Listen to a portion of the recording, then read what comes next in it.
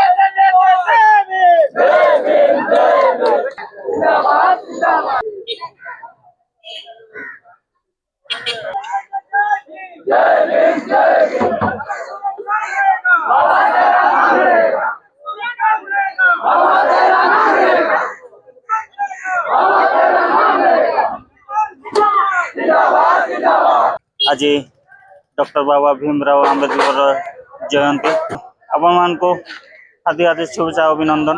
आपण मान देख पार्थिबे जो लोक माने समस्ते आसी धूमधाम रे पालन करूचंती आउरी देखुथिबा आपण मान भी धूमधाम रे पालन करंतु काहे ना डॉक्टर बाबा भीमराव आंबेडकर कोन करथिला आपण मान निश्चय जानि चंती।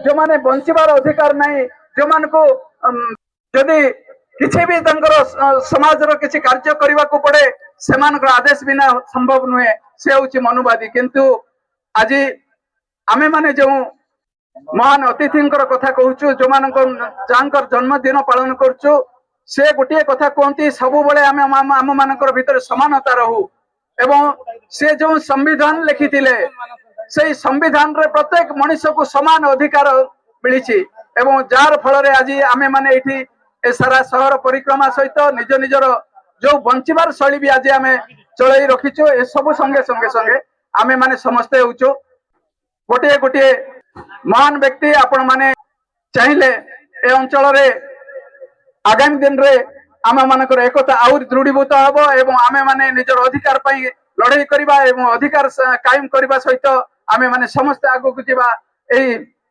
आस्था आपण मान को आम आशा करुचु एबे मंचासीन समस्त बंधु मान को मोर हार्दिक जय भीम आउ शिक्षाविद दलपति बाबू को मध्यम जय भीम जिते समस्त अच्छा समस्त ना तो नहीं पारुनी तेणु समस्त को मोर जय भीम एवं छात्र छात्री मान को एवं सामना बसी प्रत्येक अंबेडकर प्रेमी को पुणी थे मोर जय भीम आज आम विश्वरत्न बाबा साहेब अंबेडकर जन्मदिन पालन करुँ यह केवल चित्रकोंडा रे हो नहीं आज बहुत दिन संघर्ष पर ये वर्ष national holiday declare करागला Baba Saheb को ना रे नहले केबे नेशनल हॉलिडे न थाए आउरी गोटे वेरी इंपोर्टेंट विषय होची जे आज United state of the America भी नेशनल हॉलिडे डिक्लेयर कर आज वार परिस्थिति रे मध्य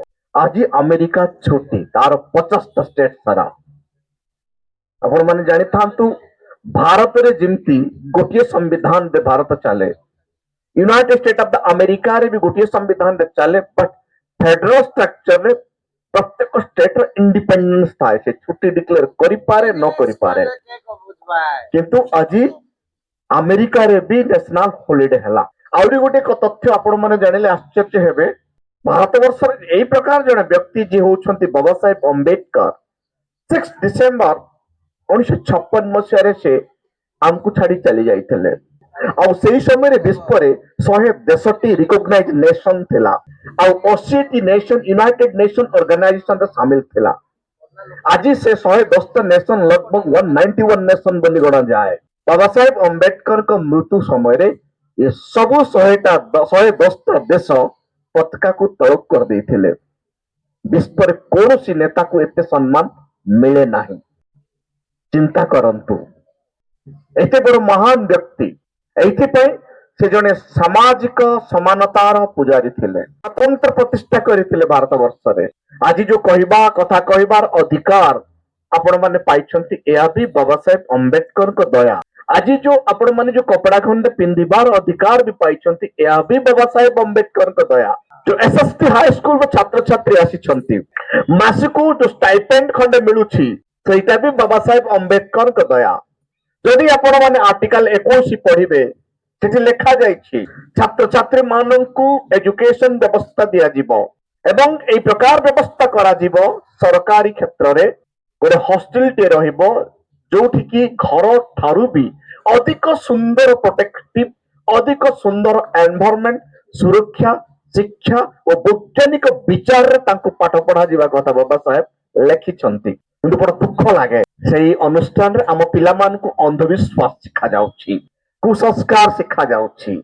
ଯଦି ବାବା ସାହେବ ଜନ୍ମ ନ ହେଇଥାନ୍ତେ SST ସ୍କୁଲ ହେଇନଥାନ୍ତା, ଯଦି ବାବା ସାହେବ ଜନ୍ମ ହେଇନଥାନ୍ତେ ପିଲାମାନଙ୍କୁ ଷ୍ଟାଇପେଣ୍ଡ ମିଳିନଥାନ୍ତା, ପାଠ ବି ପଢି ପାରିନଥାନ୍ତେ। ଦଳପତି ବାବୁ ବି କହୁଥିଲେ ଯେ ସ୍କୁଲରେ ତ ପଢା ଯାଉନାହିଁ, ଏଇଥିପାଇଁ ପଢା ଯାଉନାହିଁ ତାକି ଏମାନେ ଛୁଆମାନେ ଜାଣିଦେବେ ଯେ ଆଜି ଯୋଉ ପାଠ ଆମକୁ ମିଳିଛି ଉପରବାଲାର ଦୟା ନାହିଁ, ବାବା ସାହେବ ଅମ୍ବେଦକରଙ୍କ ଦୟାରୁ। ସେ ଜାଣିଥିଲେ ଏଇ ଛୁଆ ମାନଙ୍କୁ ପାଣି ଛୁଇଁବା ପାଇଁ ଅଧିକାର ନାହିଁ, ରାସ୍ତାରେ ଚାଲିବା ପାଇଁ ଅଧିକାର ନାହିଁ, କପଡା ପିନ୍ଧିବା ପାଇଁ ଅଧିକାର ନାହିଁ। ତେଣୁ ମୁଁ ଏମିତି ଅଧିକାର ଦେଇ ଚାଲିଯିବି ଯାହା ଫଳରେ ଏମାନେ ମୋର ଅନ୍ତେ ବି ଶାନ୍ତିରେ ଶିକ୍ଷା ପାଇବେ। ତେଣୁ ସେ ସ୍କୁଲ ଏ ପ୍ରକାର ପରିବେଶ ରୂପେ ତିଆରି ହେଉଛି, ତାଙ୍କୁ ସୁରକ୍ଷା ଦିଆଯାଏ। ତ ଆପଣ ମାନେ ଜାଣିଲେ ଆଶ୍ଚର୍ଯ୍ୟ ହେବେ, ବାପା ବି ଏତିକି ସୁରକ୍ଷା ଦେଇନାହାନ୍ତି, ସେତିକି ସୁରକ୍ଷା ବାବା ସାହେବ ଅମ୍ବେଦକର ଆପଣ ମାନଙ୍କୁ ଦେଇକି ଚାଲିଗଲେ। ବଟ୍ ଆପଣ କେବେ ବି ଚିହ୍ନି ପାରିଲେ ନାହିଁ। ଖାଇଲେ ବାବା ସାହେବର, ଗାଇଲେ ଆଉ କାହାର, ଅନ୍ୟ କାହାର। ଯେତିକି ବି ମିଳିଛି ବାବା ସାହେବଙ୍କ ଦୟାରେ। ଯେତେବେଳେ ଆପଣ ଦେଖିବେ ବ୍ରେଷ୍ଟେକ୍ସ କଥା ଆସେ, ମୋ ମା ମାନଙ୍କୁ ଛାତିରେ କପଡା ପିନ୍ଧିବାର ଅଧିକାର ନଥିଲା। ଯଦି ବାବା ସାହେବ ଅମ୍ବେଦକରଙ୍କର ଆର୍ଟିକଲ 19 ନଥାନ୍ତା, କପଡା ପିନ୍ଧିବାର ଅଧିକାର ବି ନଥାନ୍ତା। ସେତେବେଳେ ନିୟମ ଥିଲା ଯେ ଆମ ମା ଭଉଣୀ ମାନେ ଛାତିରେ କପଡା ପିନ୍ଧି ପାରିବେ ନାହିଁ, ଯଦି ପିନ୍ଧିବେ ଟେକ୍ସ ଦେବାକୁ ପଡିବ। କିନ୍ତୁ ବାବା ସାହେବ କାନୁନ ମାଧ୍ୟମରେ ଆକୁ କାଟିଦେଲେ ଏବଂ ଆପଣ ମାନେ ଯୋଉ କପଡା ପିନ୍ଧି ପାରୁଛନ୍ତି, ନିଜ ଇଚ୍ଛାରେ ଖାଦ୍ୟ ଖାଇ ପାରୁଛନ୍ତି, ନିଜ ଇଚ୍ଛାରେ ଭାରତର ଯେକୌଣସି ଜାଗାକୁ ବୁଲି ପାରୁଛନ୍ତି, ତାହା ବି ବାବା ସାହେବ ଅମ୍ବେଦକରଙ୍କ ଦୟା। ତେଣୁ ଆଜିଠୁ ଆପଣ ମାନେ ଶପଥ ନିଅନ୍ତୁ, ଯାହା ବି ମତେ ମିଳିଛି ଡକ୍ଟର ଅମ୍ବେଦକରଙ୍କ ଦୟାରୁ ମିଳିଛି। ତେଣୁ ମୁଁ ଅମ୍ବେଦକର ଛଡା ଆଉ କାହାକୁ ଜାଣି ନାହିଁ। ଯଦି ଅମ୍ବେଦକର ନଥାନ୍ତେ ସତରେ କଣ ଆପଣ ମାନଙ୍କୁ ପାଠ ପଢିବାର ଅଧିକାର ମିଳିଥାନ୍ତା? ଯଦି ଭାରତ ସମ୍ବିଧାନର ଆର୍ଟିକଲ 335 ନଥାନ୍ତା, ସତରେ କଣ ଆପଣ ମାନେ ସରକାର ଚାକିରି ଖଣ୍ଡେ ପାଇଥାନ୍ତେ? ଯଦି ଭାରତ ସମ୍ବିଧାନର ଆର୍ଟିକଲ 5ରେ ନାଗରିକ କଥା ଲେଖା ଯାଇ ନଥାନ୍ତା, ସତରେ କଣ ଆପଣ ମାନେ ଭୋଟ ଦେଇ ପାରିଥାନ୍ତେ? ଆପଣଙ୍କୁ ଭୋଟ ଦେବାର ଅଧିକାର ହିଁ ନଥାନ୍ତା। ଚିନ୍ତା କରୁଛନ୍ତି ତ? ଲୋକ କହନ୍ତି ତାଙ୍କର ବିନା ଅନୁମତିରେ ପବନ ବି ହଲେ ନାହିଁ। ମୁଁ କହିବି ବାବା ସାହେବର ସମ୍ବିଧାନର ବିନା ଅନୁମତିରେ ଭାରତର ପତ୍ତା ହଲେ ନାହିଁ।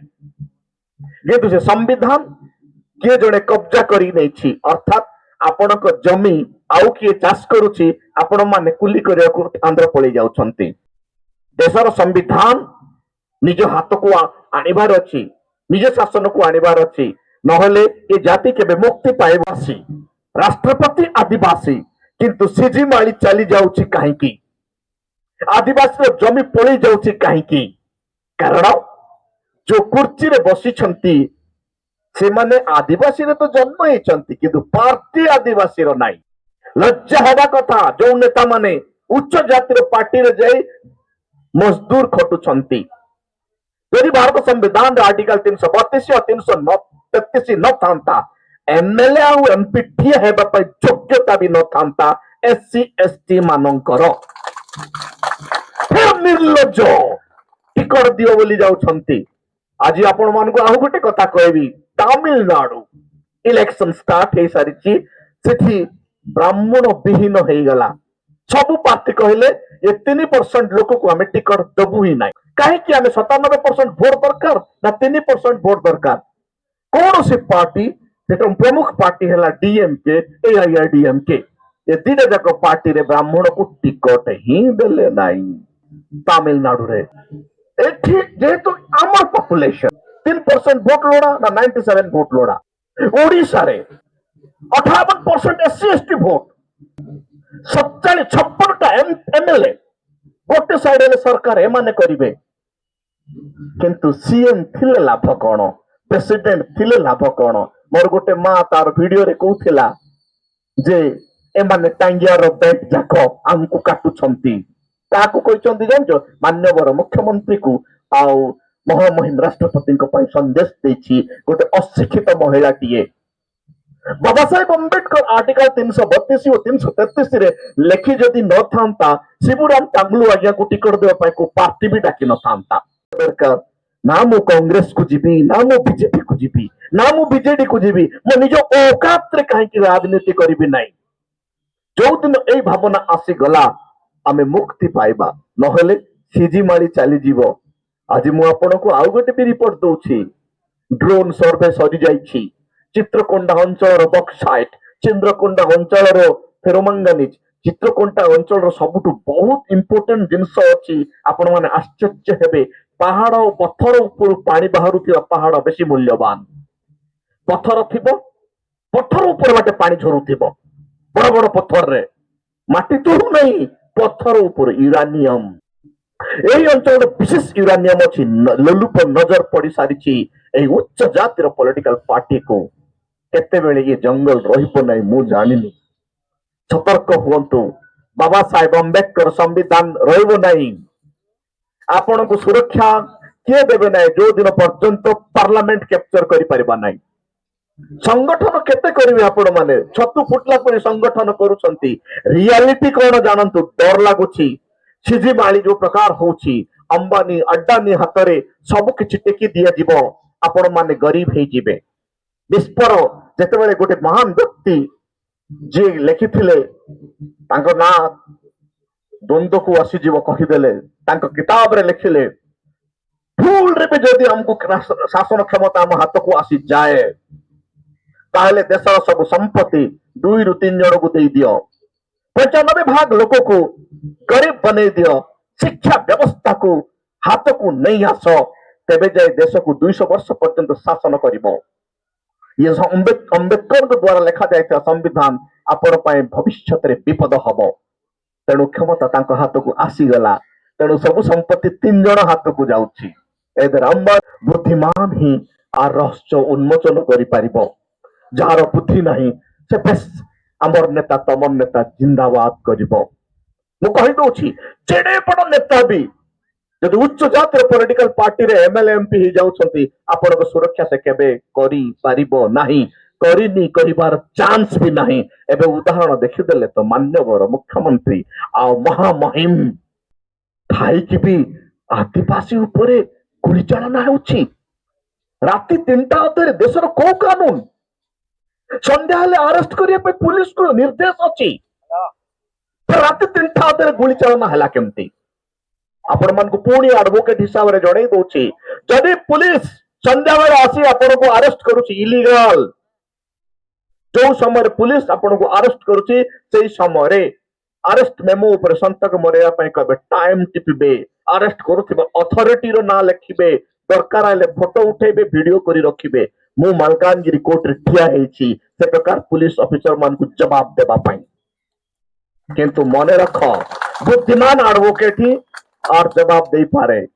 ଓକିଲ ହଜାର ଅଛନ୍ତି, ସମ୍ବିଧାନ କିଏ ଜାଣନ୍ତି ନାହିଁ। ଯିଏ ସମ୍ବିଧାନ ଜାଣେ ସେ ହିଁ ଫାଇଟ କରିପାରେ। ଆଉ ଗୋଟେ ଜିନିଷ ମନେ ରଖିଥାନ୍ତୁ, ପୁଲିସ 7 ବର୍ଷର ତଳକୁ କେସ୍ ଥିବା, ସଜା ଥିବା କେସରେ ଆପଣଙ୍କୁ ଆରେଷ୍ଟ କରି ପଠେଇ ପାରିବ ନାହିଁ।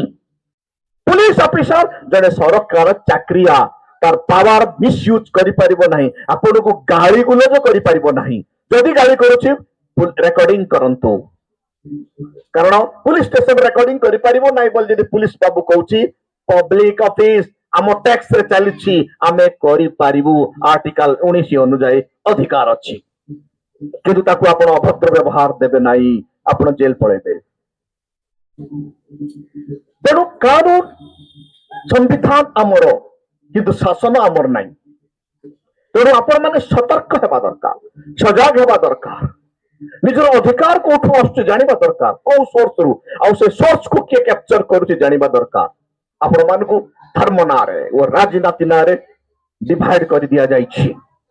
ଯୋଉଦିନ ଆଦିବାସୀ, ଯୋଉଦିନ ଅନୁସୂଚିତ ଜାତି ଆଉ ଓବିସି ଜାଣିଦେବେ ଏ ପାର୍ଟି ମୋର ନାହିଁ, ଏ 3% ଲୋକର ପାର୍ଟି ଏ ଦେଶରେ ଶାସନ କରିପାରିବ ନାହିଁ। ସବୁଠୁ ବହୁତ ବଡ କ୍ଷମତା ହଉଛି ରାଜନୀତି କ୍ଷମତା, ଯୋଉଟା ଭୋଟ ଦେବା କ୍ଷମତା, ଯୋଉଟା କି ଆର୍ଟିକଲ 5ରେ ଲେଖାଯାଇଛି 5ରୁ 11। କାଲିକି ସେଇଟା ଯଦି ସମ୍ବିଧାନ ଉଠିଯାଏ, ସେଟା ବି ଆପଣଙ୍କ ପାଖରେ ରହିବ ନାହିଁ। ଯୋଉଟା କି ଆପଣ ମାନେ ସ୍ପେଶାଲ ସିଟିଜେନସିପ ରିଭିଜନ ରେ ଆସିଯାଇଛି, ଆପଣ ମାନଙ୍କ ନାଗରିକତ୍ୱ ଚାଲି ଯାଉଛି, ଯୋଉଟା କି ଡୋମିସାଇଲ ସାର୍ଟିଫିକେଟ ମାଗୁଛି, ବାପାର ବାପାର୍ତ୍ୟ ମାଗୁଛି। ଆଦିବାସୀ ଲୋକମାନଙ୍କର ସମସ୍ତଙ୍କର କଟିବ। ଏବେ ମୁଁ ଜାଣିଛି, ଥରେ ନାଗରିକ କଟିଗଲେ ନା ଚାଉଳ କାର୍ଡ ମିଳିବ, ନା ରେସନ କାର୍ଡ ମିଳିବ, ନା ଜମିପଟ୍ଟା ମିଳିବ, ନା ଅଧିକାର ମିଳିବ। ତେଣୁ ଆପଣ ମାନେ ସତର୍କର ଘଣ୍ଟି ଆସି ସାରିଛି। ମୁଖ୍ୟ ବକ୍ତା ହିସାବରେ ମତେ ଡକାଯାଇଛି। ମୁଁ ବାବା ସାହେବଙ୍କ ଦ୍ୱାରା କରାଯାଇଥିବା କାର୍ଯ୍ୟ ଅଳ୍ପ କିଛି କହିଲି। ବାବା ସାହେବ ତାଙ୍କ ଜୀବନରେ ସବୁଠୁ ବଡ ଅସ୍ତ୍ର ଆପଣଙ୍କୁ ଦେଇ ଯାଇଛନ୍ତି ଆଙ୍ଗୁଠିରେ ଶତ୍ରୁକୁ ମାରିବା ପାଇଁ। କୋଉଠି? ବନ୍ଧୁକରେ ନାହିଁ, ଆଙ୍ଗୁଠି ଇନଫ୍। ଆଙ୍ଗୁଠି ଇନଫ୍। ଜାତିର ପାର୍ଟିକୁ ଦବଉଥିବ, ତମେ ମାଡ ଖାଉଥିବ ଆଉ ଜେଲ ଯାଉଥିବ। କୋଉଟା ଉଚ୍ଚ ଜାତିର ପାର୍ଟି ଯାହାକୁ ବାଦ ଦେଲେ ବାଦ କହିଦେବେ କଂଗ୍ରେସ ବହୁତ କ୍ଷତି କରିଛି ଆମର। ବାବା ସାହେବକୁ ମାଟି ତଳେ ପୋତି ଦେଲା। 1990 ପର୍ଯ୍ୟନ୍ତ ବାବା ସାହେବର ବହି ବିକ୍ରି ହେଇପାରିଲା ନାହିଁ। ପ୍ରଫେସର ସାହେବ କହୁଥିଲେ ଗାନ୍ଧୀଙ୍କ ସରକାର ଆସିଲା ବାବା ସାହେବକୁ ବର୍ବାଦ କଲା। ଏବେ ଗଡସେର ସରକାର ଆପଣଙ୍କ ସବୁ ଛଡେଇକି ନେଇଯାଉଛି। କାରଣ ଆପଣ ଭୋଟ ଦଉଛନ୍ତି ଯୋଉ ଆଙ୍ଗୁଠିର କ୍ଷମତା ଟିକେ ମଦ ପାଇଁ, ଟିକେ ମାଂସ ପାଇଁ, କିମ୍ବା ଇଲେକ୍ସନ ବେଳେ କାହାକୁ ଗୋଟେ 50,000 ଦେଇଦେଲେ କୁକୁର ପଲି ବୁଲିବା ପାଇଁ ଆପଣଙ୍କ ପୁରା ପରିବାର ବର୍ବାଦ ହେଇଯାଉଛି। ଆପଣଙ୍କ ପୁରା ନସଲ ବର୍ବାଦ ହେଇଯାଉଛି। ବୁଦ୍ଧିଜୀବୀ ହିଁ, କିନ୍ତୁ ଇତିହାସ କେବେ ଆପଣମାନଙ୍କୁ କ୍ଷମା ଦବ ନାହିଁ। ଏବେ ସିଜିମାଳିରେ ଯେତେବେଳେ ହତ୍ୟା ହଉଛି, କୋଉ ଉଚ୍ଚ ଜାତିର ନେତା ଆସୁଛନ୍ତି ଦେଖାଅ। କୋଉ ଉଚ୍ଚ ଜାତିର ଭାଇମାନେ ରାଜରାସ୍ତାକୁ ଆସୁଛନ୍ତି ଆନ୍ଦୋଳନ କରିବାକୁ ଦେଖାଅ। ଆମେ ହିଁ ଯାଉଛୁ। ଆମ ଲଢେଇ ଆମକୁ ହିଁ ଲଢିବାକୁ ପଡିବ। ଯଦି ଆମେ ଆମ ଲଢେଇ ଲଢିବା ନାହିଁ, ଆମ ଭବିଷ୍ୟତ, ଏଇ ଯୋଉ ଭବିଷ୍ୟତ ଦିଶୁଛି, ଏମାନେ ମରିଯିବେ। ନା ଆମକୁ ଚାକିରି ମିଳିବ, ନା ଆମକୁ ଭଲ ଖାଦ୍ୟ ମିଳିବ, ନା ଭଲ ବସ୍ତ୍ର ମିଳିବ, ନା ଭଲ ରୋଜଗାର ମିଳିବ। ଆଜି ବାବା ସାହେବର ଦୟାରେ ମୁଁ ତ କାର ଚଢିଲିଣି, ଗାଡି ଚଢିଲିଣି, ଭଲରେ ବଞ୍ଚିଲି। ଆପଣ ମାନେ ଭଲରେ ବଞ୍ଚୁଛନ୍ତି, କିନ୍ତୁ ଯୋଉ ପିଲାମାନେ ଆସିବେ ତାଙ୍କ ପାଇଁ ଆପଣ ମାନେ ଗାତ ଖୋଳୁଛନ୍ତି। ଗାତ ଖୋଳୁଛନ୍ତି। ମନେ ରଖନ୍ତୁ, ଆଜି ଏପ୍ରିଲ 14, ମାଙ୍କଡ ଆଜି ଜନ୍ମ ହେଲା କାହିଁକି? ଏ ପ୍ରଶ୍ନ କେବେ ତାର୍କ ସହ ଚିନ୍ତା କରିଛନ୍ତି? ପ୍ରତ୍ୟେକ ସମୟରେ ଆପଣଙ୍କ ରିଭଲ୍ୟୁସନ କୁ କାଟିବା ପାଇଁ କାଉଣ୍ଟର ରିଭଲ୍ୟୁସନ ତିଆରି ହଉଛି। ଏତେ ଲୋକ लगभग 58% ରୁ 60% SC ST ରହି ଯଦି ଓଡିଶାରେ ଶାସନ କରିପାରିବେ ନାହିଁ, ଭିକ ମାଗିବେ ଟିକଟ ପାଇଁ, ଭିକ ମାଗବାକୁ ଯିବେ, ତାଠୁ ଲଜ୍ଜାଜନକ କଥା ଆଉ କଣ? ଯୋଉ ନେତା ନିଜର ଓକାତରେ ନେତା ହୁଏ ସେ କାହାକୁ ଡରେ ନାହିଁ। ଜଣକ ଦୟାରେ ଯେ ନେତା ହୁଏ, ଜାତି କଣ ନିଜର ବି ସୁରକ୍ଷା କରିପାରେ ନାହିଁ। ଆଜି ଆମେ ଅସୁରକ୍ଷିତ ନା ସୁରକ୍ଷିତ ମନେ କରୁଛନ୍ତି ଆପଣ ମାନେ? ଆଜି ସମ୍ବିଧାନ ଖତରାରେ ଅଛି। ମତେ ଭୟ ଲାଗୁଛି ମୋ ଛୋଟ ଛୋଟ କୁନି କୁନି ଝିଅ ମାନେ, ମୋ ଛୋଟ ଛୋଟ କୁନି କୁନି ପୁଅ ମାନଙ୍କର ଭବିଷ୍ୟତ କଣ ହବ? କାରଣ ଚାକିରି ଆଉ ରହିବ ନାହିଁ। आर्टिकल 12 ରେ ଲେଖା ଯାଇଛି ଯେ ଦେଶର କୌଣସି ସମ୍ପତ୍ତି ପ୍ରାଇଭେଟ ହାତକୁ ଯିବ ନାହିଁ। आर्टिकल 12 ରେ କ୍ଲିୟର କରି କହିଦେଇଛି ସ୍କୁଲ, କଲେଜ, ହସ୍ପିଟାଲ କେବେ ବି ପ୍ରାଇଭେଟ ହେଇପାରିବ ନାହିଁ। ହେଉଛି କେମିତି? ସମ୍ବିଧାନ ବିରୋଧୀ ନାହିଁ ତ କଣ? ଯଦି ପ୍ରାଇଭେଟ କମ୍ପାନୀ, ପ୍ରାଇଭେଟ ସବୁ, ତାଙ୍କ ଲୋକକୁ ହିଁ ଚାକିରି ମିଳିବ, ଆମ ପିଲାମାନଙ୍କୁ ଚାକିରି ମିଳିବ ନାହିଁ। ଯଦି ବି ମିଳିବ, এই ପ୍ରକାର ଦାଦାଗିରି ବର୍ତ୍ତମାନ ର ଗୋଟେ ରିଜଲ୍ଟ ଆସି ସାରିଛି। ଆପଣଙ୍କର ଲକଡାଉନ ସମୟରେ ସାଉଥ ଇଣ୍ଡିଆରେ ବାପ ପୁଅକୁ ପୁଲିସ ଷ୍ଟେସନ ନେଇ ଯାଇଥିଲା, କାହିଁକି ତମେ ମୋବାଇଲ ଦୋକାନ ଖୋଲିଛ ବୋଲି। ଲକଡାଉନ ବେଳେ ତାଙ୍କୁ ବାପ ପୁଅକୁ ମାରିଦେଲା, ହତ୍ୟା କରେଇଦେଲା ଥାନାରେ। ସେ ମାନଙ୍କ ନାଁରେ କେସ୍ ହେଲା। 9 ଜଣ ପୁଲିସ ଅଫିସରକୁ फांसी दंड ହେଲା। अर्थात कानून ऑर्डर किए नहीं, एमफिल पीएचडी करिकी भी ये दुख, ये अवस्था कौन आमे देखिबा? मु बहुत वर्ष बंचिबिनी, कायो प्रति समय मनुष्य जीवन माइनस ही चलुची। गोटे जीवन मनुष्य जीवन 70 रु 80 वर्ष, ये 60-70 वर्ष भितर केते टंका रखिबो, केते बाली गुडी रखिबो, सेटा भी आपन तो छड़े की नहीं जिबे। जदि समाज पाई किछि करिबे नाही, जदि आम लोकंक मंगल पाई किछि करिबे नाही, गाँ गाँ रे बाबा साहेब अम्बेडकर को वार्ता जदि पहुंचे पारु नाहंती, ताहले लाभ नाही। आगामी दिन रे नहीं कि आउ कोन कोन आमठु छड़े नहीं जिबे, तार किछि माने नाही। मु प्रतिदिन सोशल मीडिया रे देखे लोकंकु धर्म नारे उसके की गंडगोल करांती, किंतु आज आम जमी चली जाउची। कहीं के सोशल मीडिया रे लेखु नांती से माने केवल आदिवासी छुआ माने, एसी छुआ माने ही छोट छोट वीडियो करके छाड़ुछंती। आउ ता तळे भी लेखुछंती से उच्च जातिर लोक। अरे 70 ବର୍ଷ ହେଲାଣି ରିଜର୍ଭେସନ ଖାଇଲାଣି ଜମି କମ୍ପାନୀ କୁ ଦେଇଦେଲେ ଅସୁବିଧା କଣ ତାଙ୍କ ଆଖିକୁ ଦୁଶୁ ନାହିଁ 5000 ବର୍ଷ ହେଲାଣି ତାଙ୍କ ବାପା ମାନେ ମନ୍ଦିର ରିଜର୍ଭେସନ ଖାଉଛନ୍ତି ଯୋଉ ଟଙ୍କା କି ଭାରତ ବର୍ଷରେ 500 ବର୍ଷ ପର୍ଯ୍ୟନ୍ତ ବିରିୟାନୀ ଖାଇଲେ ବି ସରିବ ନାହିଁ ସେତିକି ଟଙ୍କା ମନ୍ଦିର ମାଡି ବସିଛି ଆମକୁ କି ରିଜର୍ଭେସନ ମିଳିଛି କୋଉଠି ରିଜର୍ଭେସନ ମିଳିଛି ମୁଁ ପଚାରୁଛି ଆମ ସଂଖ୍ୟା ଅନୁସାରେ ଆମକୁ ରିଜର୍ଭେସନ ମିଳିନାହିଁ 100ଟା ରୁଟି ଯଦି ଆସିଲା 100ଟା ପିଲାକୁ ଗୋଟେ ଗୋଟେ ଭାଗ ହେବା କଥା ନାହିଁ ଯାହାର ଯେତିକି ସଂଖ୍ୟା ସେତିକି ଆମେ ଏସସି ଏସଟି ଓବିସି 97 ଲୋକ ଆମକୁ ମାତ୍ର ମିଳୁଛି 49ଟା ରୁଟି ଆଉ 3 ଜଣ କେତେଟା ଖାଉଛନ୍ତି 51ଟା ରୁଟି ଏଟା ହଉଛି ରିଜର୍ଭେସନ ରେ କେବଳ 49ଟା ଆଉ 51ଟା ସିଟ୍ ରହିଗଲା ମାତ୍ର ଏମାନେ 3% 3 ଲୋକ ଅଛନ୍ତି 97 ଲୋକ ଖାଇବୁ 49ଟା ରୁଟି ତମେ 3 ଜଣ ଖାଇବ ଏଟା ହଉଛି ଶିକ୍ଷା ଯଦି ଗୋଟେ ଲୋକ ଶିକ୍ଷିତ ହବ ରିଜର୍ଭେସନ ର ବାସ୍ତବତା ଜାଣିବ ଜଳୁଛି ଏଠି ହୃଦୟ ଜଳୁଛି କହିବା କାହାକୁ ଆଜି ମୂର୍ଖ ଦେଶକୁ ଶାସନ କରୁଛି ଜ୍ଞାନୀ ଚୁପଚାପ ବସିଛି ଆଦିବାସୀ ଘର ହରା ହେବାକୁ ଯାଉଛି ଅନୁସୂଚିତ ଜାତିକୁ ଆଦିବାସୀ ସହିତ ଗଣ୍ଡଗୋଳ ଲଗେଇ ଦିଆଯାଉଛି କୁହାଯାଉଛି ଆଦିବାସୀ ମାନଙ୍କୁ ଏସସି ମାନେ ଶୋଷଣ କରୁଛନ୍ତି ନାଇଁ ଏସସି ଯିଏ ଏସଟି ବି ସିଏ କାରଣ 3 ଜଣକୁ ହିଁ ଭାରତ ସମ୍ବିଧାନ ସାର୍ଟିଫିକେଟ ଦେଇଛି ଆଉ କାହାକୁ ନାହିଁ ଫାଷ୍ଟ ଆର୍ଟିକଲ 340 ओबीसी को सर्टिफिकेट देछि कास्ट सर्टिफिकेट आर्टिकल 341 एससी को सर्टिफिकेट देछि भारत संविधान एससी बोली की शेड्यूल कास्ट बोली की आर्टिकल 342 एसटी को सर्टिफिकेट मिलिछि आ बाकी को सर्टिफिकेट मिले नहीं कारण से माने भारतीय नुहंती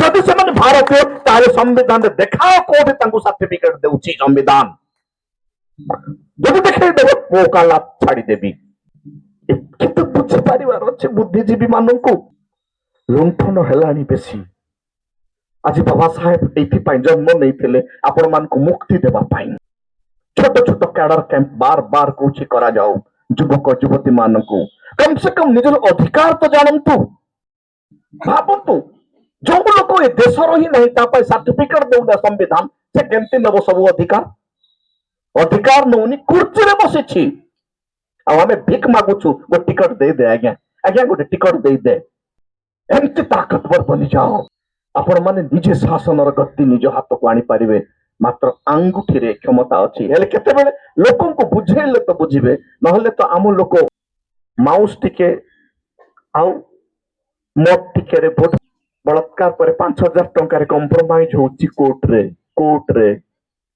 ନାଇଁ ମତେ କିଛି ହେଇନାହିଁ ବୋଲୁଛି ବହୁତ କଷ୍ଟ ଲାଗୁଛି ଆଡଭୋକେଟ ମହାନନ୍ଦ ପାଖରେ ଠିଆ ହେଲେ ସେମାନଙ୍କୁ ଲୁଚେଇ ଦଉଛନ୍ତି ଏ କେତେବେଳେ କାନ୍ଧରେ ଫୁଙ୍କି ଦବ ବୋଲିକି ଆଖିରୁ କେବେ କେବେ ଟପ ଟପ ଲୁହ ଗଡେ ମୁଁ ଚୁପଚାପ ବସିଥାଏ କାରଣ ମୁଁ ଗୋଟେ ଏମିତି ଓକିଲ ମୋ ପାଖକୁ ନ ହେବା ଯାଏ କାହା କେସ୍ ବି ନିଏ ନାହିଁ ମୋ ଭାଇ ବି ଆସିକି ଦେଖୁଥିବି ଆଉ ମୋ ଉପରେ ଯିଏ ଭରସା କରେ ନାହିଁ ତା କେସ୍ ବି ଛାଡି ଦିଏ ନିଜେ ଯାଅ ବୋଲେ କାରଣ ଓକାଲତ କରୁଛି ମୋ ଜାତିର ସେବା ପାଇଁ ପେଟ ପୋଷିବା ପାଇଁ ନାହିଁ ବାବା ସାହେବଙ୍କ ଦୟାରୁ ବେଶ କେତେ ଖାଇଲେ ସର୍ବ ନାହିଁ ସେତିକି ଭାତ ଦେଇଛନ୍ତି ମୁଁ ଏତେ ଲୋଭି ନାହିଁ ବିରିୟାନୀ ଖାଇଲେ ବି ସର୍ବ ନାହିଁ ଭାତ ଅଛି ସେତିକି କି ଦରକାର ଅଛି ଆପଣ ମାନଙ୍କୁ ମୋର ଅନୁରୋଧ ସମୟ ନାହିଁ ମୁଁ ଆଉ ମ୍ୟାକ୍ସିମମ୍ 20 ଆପଣ ମାନେ ମ୍ୟାକ୍ସିମମ୍ 30-40 ଆଉ ବେଶୀ ଦିନ ନାହିଁ ସମୟ ବେଶୀ ସ୍ପିଡ ରେ ଯାଉଛି ଏମାନଙ୍କୁ ସୁରକ୍ଷା ଦେବା ନହେଲେ ଚିତ୍ରକୂଟ ଆଶ୍ରମ ଭିତରେ ମୋ ଝିଅ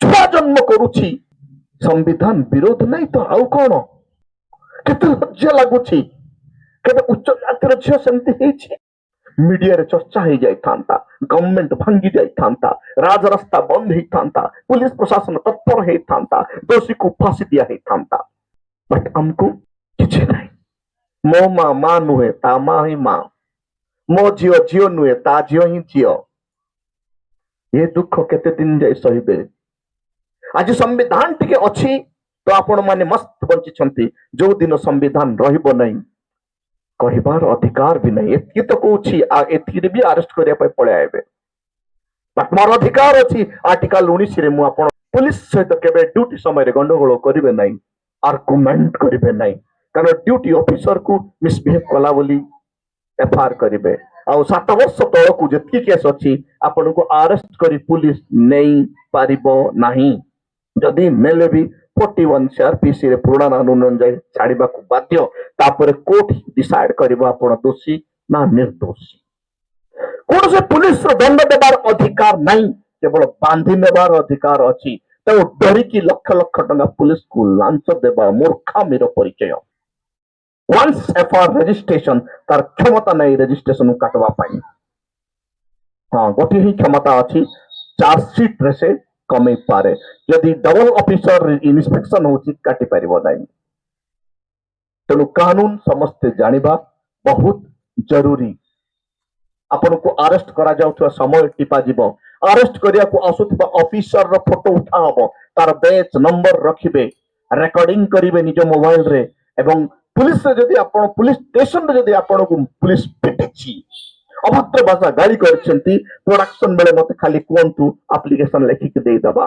तार चाकरी रहइबो नाही अरे भाई से पेट पई आसीछि हम टैक्स रे चाकरी करिया पई ताकू भी सर्विस कोड लागुछि से कोन दादागिरी मारियो आछि कि पुलिस स्टेशन समस्त कानून रे बंधा हेचु समस्त कानून अनुसार ही काम करने को उचित आपण भी पुलिस स्टेशन रे दादागिरी करि परिबे नाही प्रत्येक व्यक्तिर लिमिटेड क्षमता अछि एसपी हो या कलेक्टर हो दुई जनकर विशेष क्षमता अछि राष्ट्रपति को आउ प्रधानमंत्री को सेटा भी पावर थिबा जाय जो दिन पावर रु हटि जिवे तांके भी अरेस्ट हेबा को बाध्य तेणु कानून को के हाथ को नहीं पारिबे नाही आपण माने भी नियंतु नाही बाबा साहेब स्वप्न जदि पूरा करने को चाहते आज आपण मैंने छोट छोट कैडर कैंप करंतु केवल एप्रिल 14 किसी लाभ हेबो नाही तांकर मिशन को पूरा करबा को ही पड़िबो तांकर मिशन केवल एजुकेशन माध्यम रे ही हबो सेटा भी बाबा साहेब को विचार रो शिक्षा थिबार अछि जदि मनुवादी विचार रो शिक्षा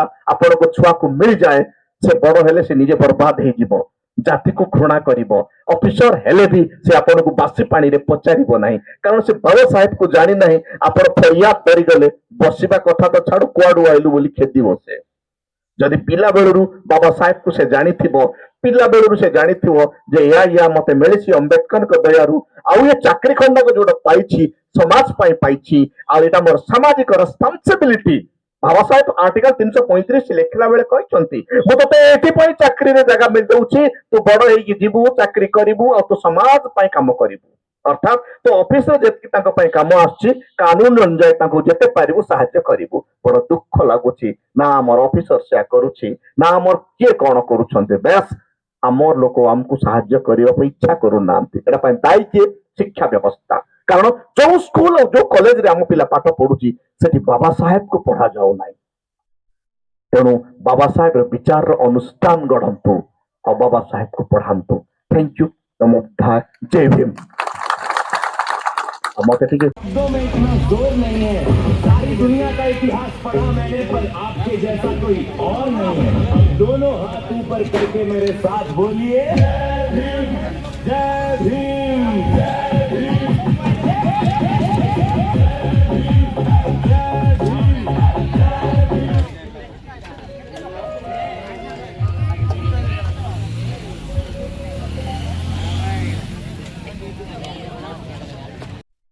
देखले तो भाई और भौणी माने डॉक्टर बाबा भीमराव आंबेडकर जो जयंती आज थी केमती पालन करलु आपण गाँ पाखापाखि भी पालन करेंगे आउरी जदि जानी भी ना जानतु डॉक्टर बाबा भीमराव आंबेडकर जदि संविधान लिखि न था छुआ अछुआ भेदभाव जाति नीति प्रथा चली था आउरी आमे पाठ पढ़वा तो नहीं कर सब जिनस क्षेत्र में हमको उच्च नीच नीचा देखई था लोक तो संविधान मिलू आमे पाठ टू नहीं कर सब जिनस कर पारुचु आउरी गोटे संविधान अच्छी बोलिक आमे भलसे चला भुला करिकी माने रही पारुचु तो ये वीडियो आपण मानको निहाती भल लगी लाइक शेयर सब्सक्राइब करदेवे ये वीडियो रे एतिकी देखा नेक्स्ट वीडियो रे नमस्कार।